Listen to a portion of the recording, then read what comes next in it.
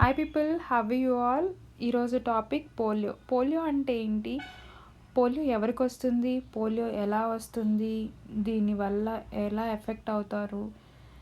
Government ఎలా దీన్ని eradicate చేయడంలో సక్సెస్ అయిందో తెలుసుకుందాం. పోలియో అనేది ఒక వైరల్ డిసీజ్. ఇది చిన్నపిల్లల్లో ఎక్కువ అటాక్ అవుతుంది, అది కూడా 5 సంవత్సరాల లోపల పిల్లల్లో.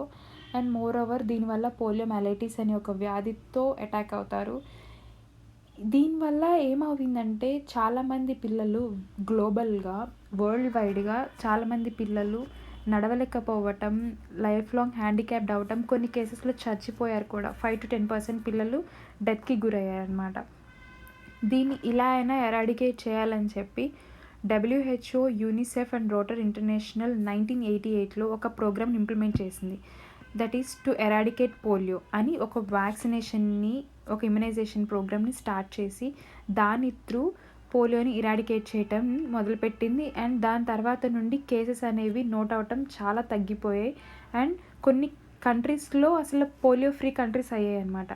దాన్నే ఫాలో అవుతూ మన ఇండియాలో కూడా 1995లో పల్స్ పోలియో అని ఒక ఇమ్యునైజేషన్ని స్టార్ట్ చేశారు. ఆ ఇమ్యునైజేషన్ వల్ల మారుమూలల్లో కూడా పిల్లలు, ఎవరైతే 5 సంవత్సరాల లోపల పిల్లలు అందరూ ఇమ్యునైజేషన్కి అటెండ్ అవ్వాలి అండ్ ఇమ్యునైజ్ అవ్వాలి అని చెప్పి గవర్నమెంట్ ఈ ప్రోగ్రామ్ స్టార్ట్ చేసింది. అండ్ ఇది ఇయర్లో 3-4 టైమ్స్ జరుగుతుంది. అండ్ అన్ని పబ్లిక్ ప్లేసెస్లో అవైలబుల్ ఉంటుంది. ఏ చిన్న పిల్లలు మిస్ అవ్వకూడదని చెప్పి గవర్నమెంట్ ఎక్కడ బస్ స్టాండ్స్లో, రైల్వే స్టేషన్స్లో, టెంపుల్స్లో, చాలా ప్లేసెస్లో ఈ బూత్స్ అనేవి అరేంజ్ చేసి పిల్లల్ని under the age of 5 years పిల్లల్ని ఇమ్యునైజ్ చేయటం మొదలుపెట్టింది.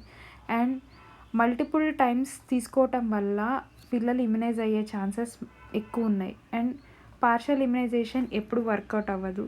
సో పల్స్ పోలియో అనేది చాలా ఇంపాక్ట్ క్రియేట్ చేసి 2014 తర్వాత WHO ఇండియాని పోలియో ఫ్రీ కంట్రీగా అనౌన్స్ చేసింది.